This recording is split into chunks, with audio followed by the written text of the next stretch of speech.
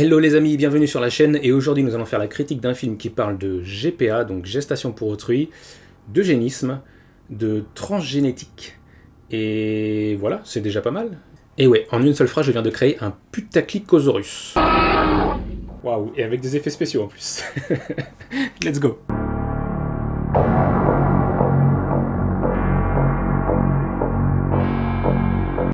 Donc ça y est, Jurassic World 3 vient de sortir au cinéma, donc nous allons faire la petite critique de ce film juste après ce mini résumé. Donc ce troisième opus se passe 4 ans après les événements de Jurassic World 2, donc désormais les dinosaures se sont échappés, comme vous avez pu le voir à la fin du 2, et ils vivent parmi nous au quotidien, donc on peut rencontrer, je sais pas, sur la plage, quand on va se promener en forêt, enfin n'importe où, en pleine ville, etc. etc. Donc c'est un équilibre extrêmement fragile qui va remettre en question la domination de l'espèce humaine.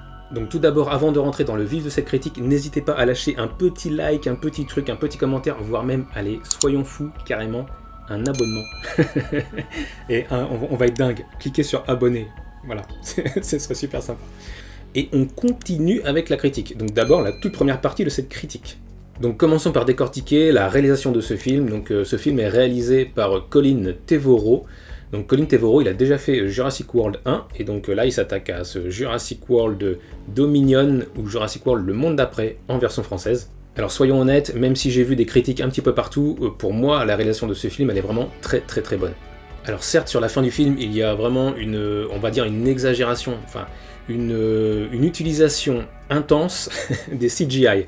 Donc les CGI c'est quoi? C'est les effets spéciaux en fond vert. Vous savez, c'est des incrustations fond vert qui peuvent être derrière les comédiens, devant, etc. Ou même des objets, par exemple un comédien peut avoir un objet recouvert de verre et on incruste en fait autre chose à la place, donc ça peut être un monstre, un dinosaure ou autre. Et on a aussi des animatroniques, donc c'est-à-dire qu'on a des robots en fait recouverts, enfin des robots, des sortes de grosses marionnettes qui sont qui sont manipulés quoi, et qui sont recouverts de verre, etc. Et donc on peut incruster dessus des têtes de dinosaures, des machins, etc. Donc il y a pas mal de choses comme ça utilisées, pas mal de fonds verts utilisés, donc en gros beaucoup de CGI à la fin du film, mais en même temps, alors j'ai vu que c'était un gros reproche qui lui a été fait hein, sur le film, c'est ouais il y a beaucoup de CGI, il y a beaucoup de fonds verts. Ok, mais en même temps c'est un film de dinosaures, donc à un moment donné on va pas aller récupérer un dragon du Komodo, enfin un varan d'ailleurs, ça s'appelle je crois, un varan du Komodo, on va pas aller lui foutre un déguisement de T-Rex et le mettre dans le film quoi. Donc on est obligé d'utiliser du CGI sur des films comme ça, enfin oui, c'est un film de dinosaures, donc il y a du CGI. Ouais. C'est normal, enfin je vois, c'est normal pour moi. Donc en gros pour moi, oui il y a beaucoup de CGI, mais oui ça passe parce que les CGI sont très bons, à part vraiment à la toute fin où il y a des sortes de combats entre différents dinosaures, je vous spoil rien, mais il y a des dinosaures qui se battent, enfin de toute façon dans tous les Jurassic Park et dans tous les Jurassic World, il y a des fois des dinosaures qui se fritent, hein, c'est normal, ils sont pas en train de s'attaquer que aux humains. Donc oui, vers la fin, à certains moments, il y a des dinosaures qui sont, on va dire, moyennement faits, et encore je mets vraiment des gros guillemets parce que ils sont vraiment très bien faits, mais ils sont un petit peu moins bien que certains, effectivement. Mais enfin franchement, ça passe largement parce que voilà, le niveau des FX là-dessus, il est énorme. C'est un blockbuster, c'est un méga budget. Donc oui, les CGI sont vraiment très bien faits. Concernant le reste du film, je trouve que c'est hyper bien réalisé. Il y a un rythme vraiment qui est saccadé et qui est vraiment, voilà, ça punch quoi. Il y a vraiment plein de trucs. Le film dure 2h26 et franchement, on s'en rend pas compte du tout. Enfin, moi en tout cas, je m'en suis pas du tout rendu compte. Donc voilà, il se passe plein de choses. Et le film, comme il est bien découpé, comme il y a un bon montage, comme c'est bien rythmé, comme il se passe plein de choses à l'image, ça passe nickel. 2h26, honnêtement, ça passe comme une lettre à la poste. Donc au niveau réel, pour moi, ça marche vraiment super bien. C'est très bien foutu. La première partie, elle est vraiment assez dingue, je trouve, assez punchy. C'est moderne, c'est fun. Voilà, ça passe, honnêtement. Alors, c'est pas trop dans l'esprit Jurassic Park, je vous l'accorde, parce que, comme je vous dis, c'est vraiment gros bourrin. C'est gros bourrin, je sais pas, c'est du Jason Bourne mélangé avec du Mission Impossible, mélangé à, comme j'ai vu Merej dire, ça ressemble à du Fast and Furious. C'est vrai, c'est vrai, c'est un peu Fast and Furious, mais tout ça en mode action et tout ça avec des dinosaures qui te poursuivent et tout ça. Voilà, moi j'ai trouvé ça cool, moi j'ai passé un bon moment pour ça et j'ai trouvé que c'était super bien fait. Enfin, les courses-poursuites elles sont ultra bien faites, il y a des plans super sympas, ça c'est pour la toute première partie du film. L'autre partie du film, c'est vachement bien aussi, c'est hyper bien réalisé, il y a des scènes vraiment assez angoissantes, notamment par exemple avec Claire, donc l'actrice qui s'appelle Bryce Dallas Howard je crois. Donc là, elle est dans la jungle et tout ça, il y a une sorte de marée. Alors, on voit par contre cette scène dans la bande-annonce, donc c'est un peu dommage de l'avoir dévoilée, parce que dans le film, c'est une super scène, je trouve. Donc voilà, il y a un marais dégueulasse et tout ça. C'est hyper bien filmé, c'est hyper bien foutu. Il y a un dinosaure hyper chelou, c'est Édouard aux mains d'argent, le truc. C'est Freddy Kruegersaurus. Non, franchement, c'est hyper bien, cette scène, elle est vachement bien.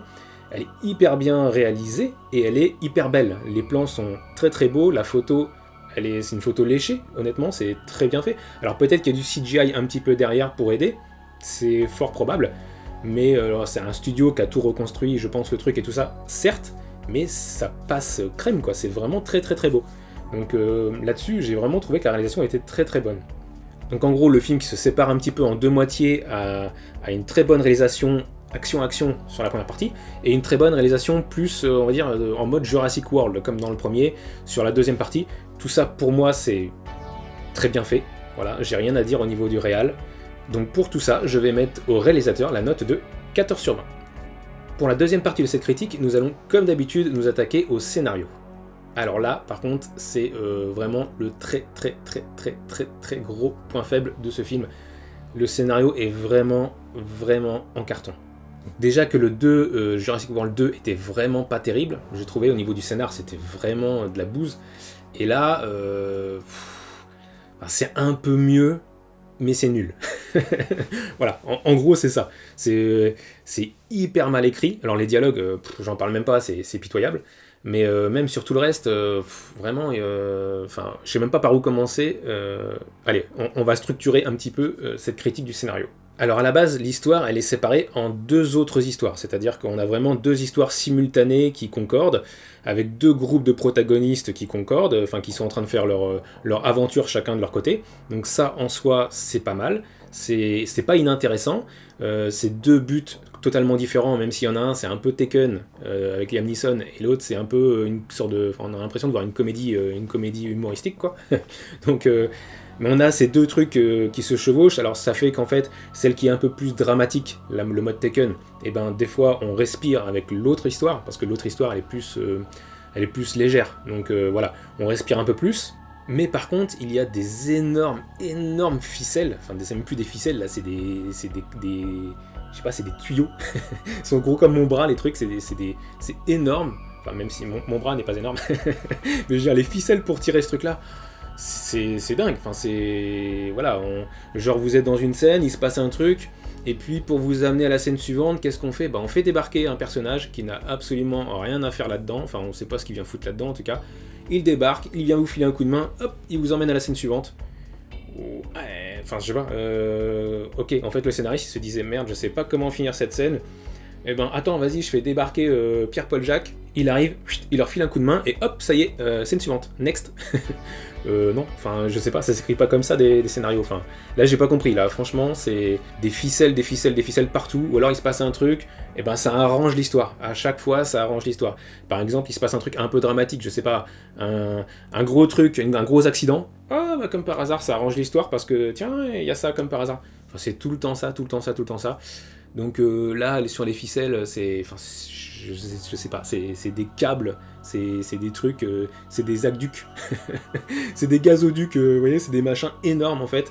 Ça c'est too much et c'est juste pas possible de faire des trucs comme ça. Enfin voilà, il y avait peut-être moyen de faire un petit peu de finesse, trouver d'autres idées, des trucs un peu plus intelligents pour faire passer le scénar. Donc en fait, on a tous ces moments qui sont totalement, what the fuck, quoi, qui sont totalement, qui sortent de nulle part et qui viennent vraiment pourrir l'histoire générale, parce que l'histoire générale, qui est pas trop mal en soi, mais en fait elle devient totalement improbable parce que il y a ces trucs, ce qui fait qu'on n'y croit pas, mais à un moment donné en fait c'était tellement irréel, c'était tellement, j'y croyais tellement pas à tous les trucs qui se passaient et qui venaient en fait aider l'histoire, qui venaient aider les héros en fait à accomplir leur quête, mais en fait le fait qu'il y ait ça, à un moment donné ça me faisait marrer. À un moment donné j'étais là en train de me dire waouh, c'est improbable. Enfin, je veux dire, cette meuf-là, pourquoi elle les aide ? Ce mec-là, pourquoi il les aide ? Enfin, waouh. Ah ouais, ok, carrément, quoi. Enfin, carrément, ce personnage-là qu'on n'a jamais vu avant vient risquer sa vie parce qu'il connaît nos protagonistes depuis 15 secondes.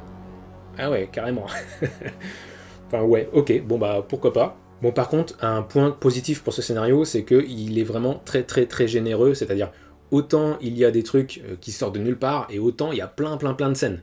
Donc il se passe vraiment plein de choses en permanence, plein d'actions, plein de trucs, plein de scènes différentes, dans plein de lieux différents, dans plein de... Voilà, il y a plein de cascades, des trucs, etc. Donc c'est très généreux sur ça, donc ça fait plaisir quand on est spectateur et que voilà, on paye la place de ciné. Ça peut monter jusqu'à 15 balles les places de ciné en ce moment, enfin si vous allez à Paris c'est 15 balles la place, en province c'est un peu moins, c'est autour de 10 balles. Mais enfin voilà, vous êtes au cinéma et là effectivement vous voyez plein de choses, enfin on vous offre plein de choses, c'est vraiment c'est un manège quoi, il se passe plein de trucs, improbables, incohérents entre eux, mais vous en avez plein les yeux, donc sur ça, c'est vrai que c'est généreux. Donc sur la forme, c'est généreux, mais sur le fond, il y a des coups de baguette magique à droite à gauche pour faire avancer l'histoire, avancer la quête principale. Alors autre chose aussi concernant ce film que là j'ai vraiment pas compris, c'est le message de fond du film. C'est-à-dire que ce film en fait c'est Jurassic World, donc c'est la suite de Jurassic Park, c'est le 6e opus, et en fait on va totalement à contre-pied du message du premier. Enfin ça en fait j'ai pas compris comment ça se fait que ça a été validé, ne serait-ce que par la prod. C'est-à-dire qu'en fait on prend le message du premier Jurassic Park et c'est complètement l'inverse.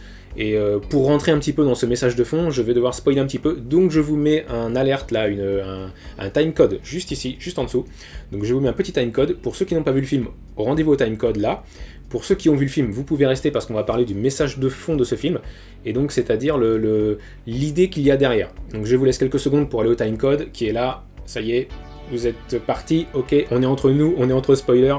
Donc juste au niveau spoiler, voilà, le message dans le premier Jurassic Park c'était « Ne manipulez pas l'ADN, faites attention, c'est très dangereux ce que vous faites de l'eugénisme, etc. Vous faites du transgénétique, c'est-à-dire vous mélangez des gènes entre différents animaux, etc. Il faut pas faire ça parce que ça peut produire différents effets, etc. » Et en fait c'était la critique du fait que l'homme se prenne pour Dieu en manipulant les gènes, en manipulant l'ADN, en manipulant de la génétique, et en recréant des êtres notamment qui ont disparu, etc. Et la manipulation génétique, voilà, c'était dénoncé en fait dans l'esprit Spielberg en tout cas, c'était dénoncé dans Jurassic Park 1. Il y avait notamment Ian Malcolm, donc joué par Jeff Goldblum, qui faisait beaucoup d'allusions à ça. À un moment donné, il cite même un truc, alors je sais plus trop ce qu'il dit, mais il dit un truc du genre l'homme a découvert la manipulation génétique et on a l'impression qu'en fait c'est un gamin qui joue avec le flingue de son père. Voilà, en gros c'était ça, et donc le message c'était faites super gaffe les gars, il faut pas faire ça, etc. Et là en fait quand on regarde Jurassic World 3 et qu'on regarde le message qui est le message global à la fin du film quoi, c'est regardez, la manipulation génétique, eh ben, ça peut sauver des vies, ça a sauvé la gamine, ça a sauvé ceci, ça a sauvé cela, et puis on peut même sauver l'humanité en faisant du transgénétisme, etc. Alors pourquoi pas, hein, c'est un message qui peut s'entendre, enfin, il y a des arguments qui se défendent des deux côtés. Mais je comprends pas. En fait, la double trilogie part d'un message important pour arriver à un message complètement opposé. Alors, bon, peut-être que c'est voulu, hein, mais je pense pas que c'est ce que voulait Spielberg au départ. Donc, à mon avis, là, ils ont un petit peu été à l'inverse de ce qui voulait être l'essence même de Jurassic Park. Enfin, c'est un peu chelou.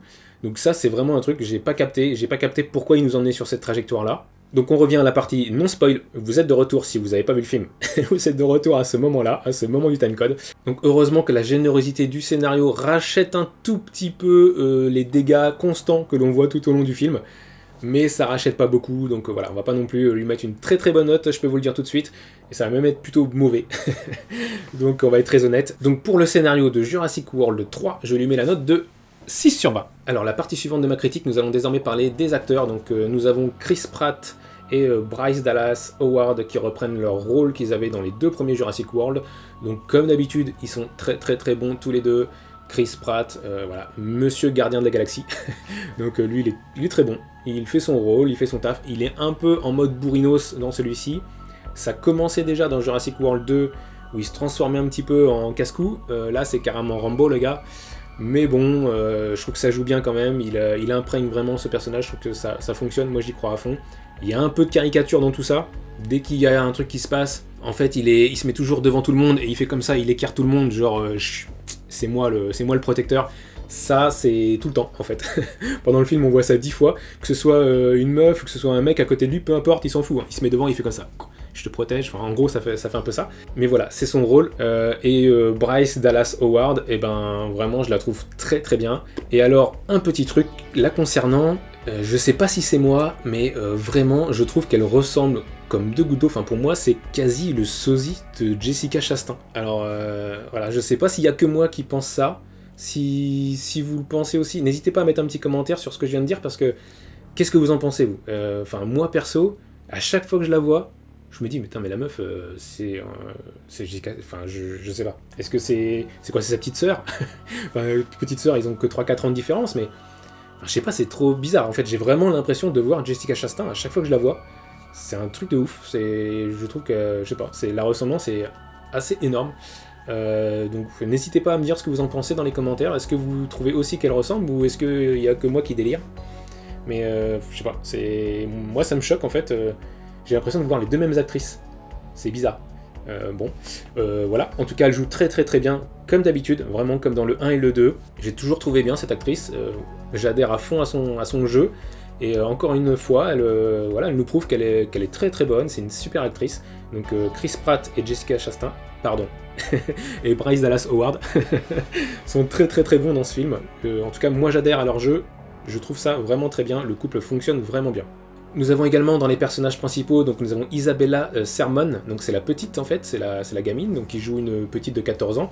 Donc son rôle c'est Maisie Lockwood, elle joue déjà dans Jurassic World 2. J'ai un peu de mal, je trouve qu'elle est un peu mono-expressive, je sais pas. J'ai l'impression, je sais pas, de voir qu'un seul visage en fait, qu'une seule expression quoi. C'est étrange. Je trouve pas qu'elle joue très très bien. Alors je sais pas si en ce moment j'ai un problème avec le jeu d'acteur des jeunes, mais parce que c'est vrai que la critique juste avant que j'ai fait c'est Firestarter, et Firestarter c'est pareil, enfin, la gamine elle jouait vraiment pas bien je trouve, elle avait vraiment aucune expression. Bon là elle joue Isabella Sermon, elle est un peu mieux je trouve, mais ça dégage pas grand chose. Enfin, j'ai vraiment l'impression de voir tout le temps le même visage, tout le temps le même... je sais pas, j'accroche pas, personnellement j'accroche pas, mais bon. Le reste du casting par contre est quand même très très très bon. Donc nous avons...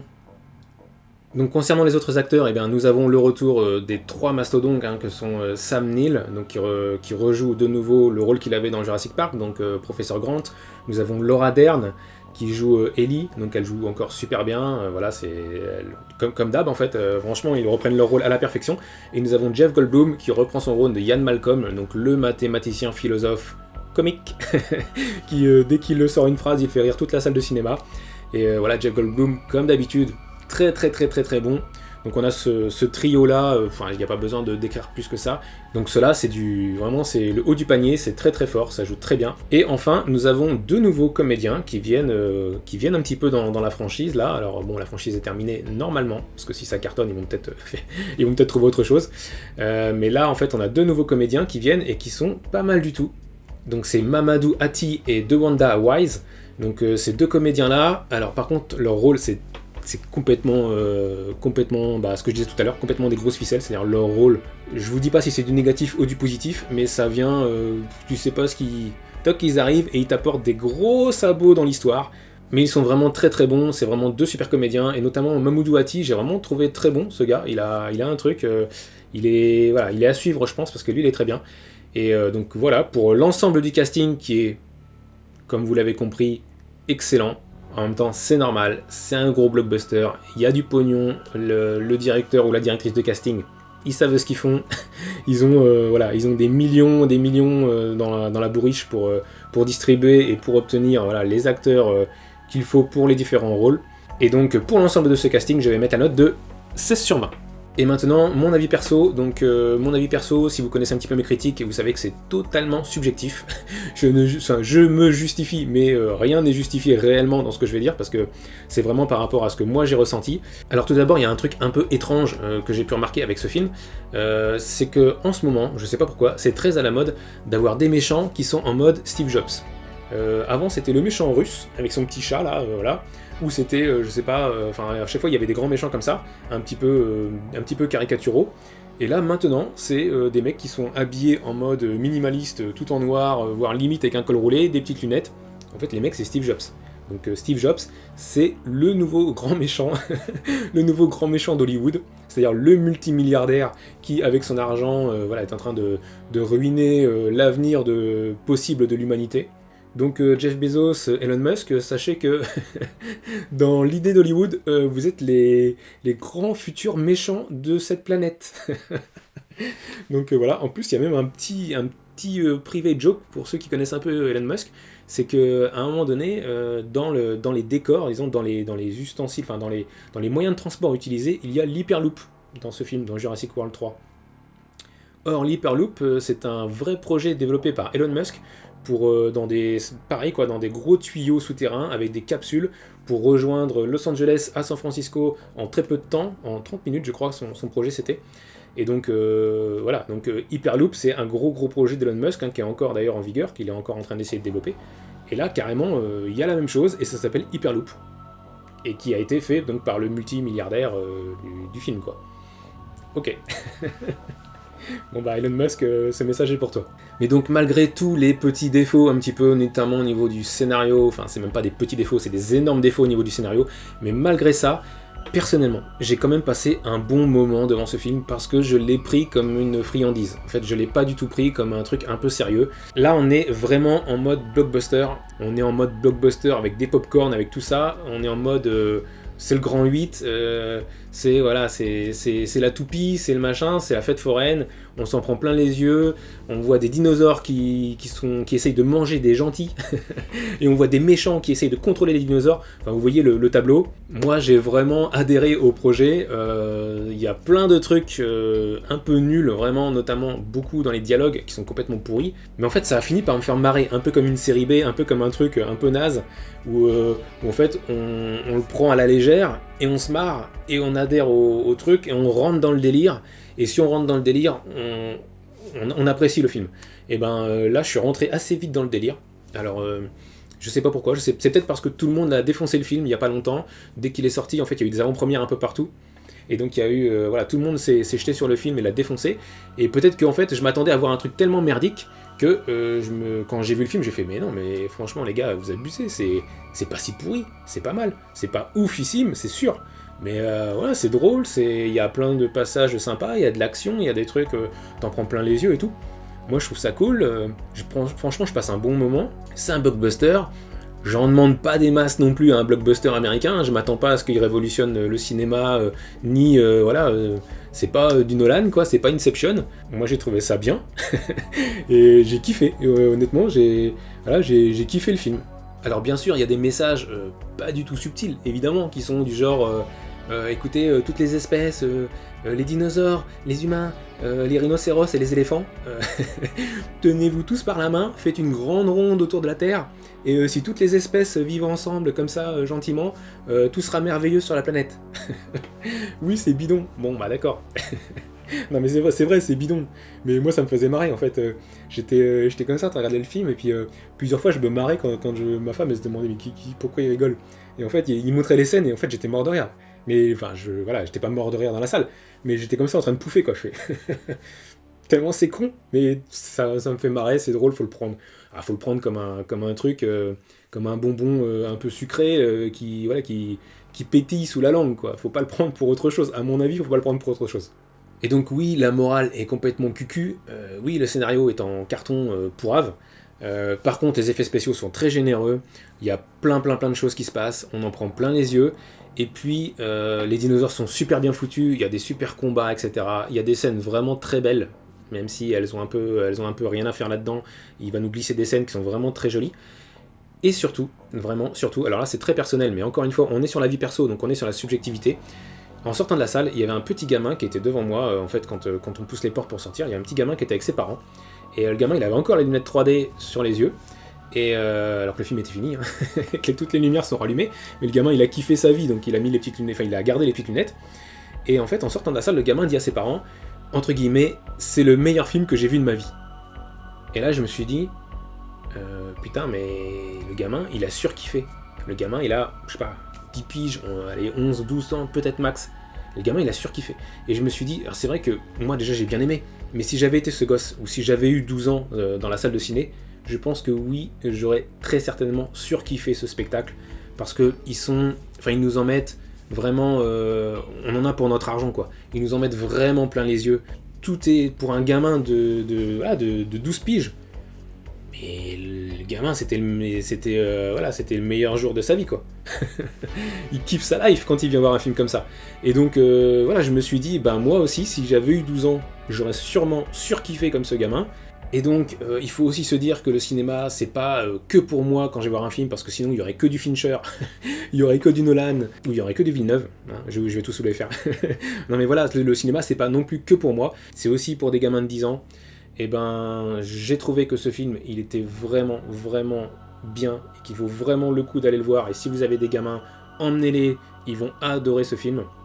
Et donc, pour tous les enfants de 12 ans qui sommeillent en vous, et pour le gamin de 12 ans qui sommeille en moi, donc je vais mettre au film, même s'il s'est fait défoncer par tout le monde, ce sera pas par moi, donc je vais lui mettre la note de 14 sur 20. Et donc, si on fait la moyenne, nous arrivons à la note finale de 12,5 sur 20 pour Jurassic World 3.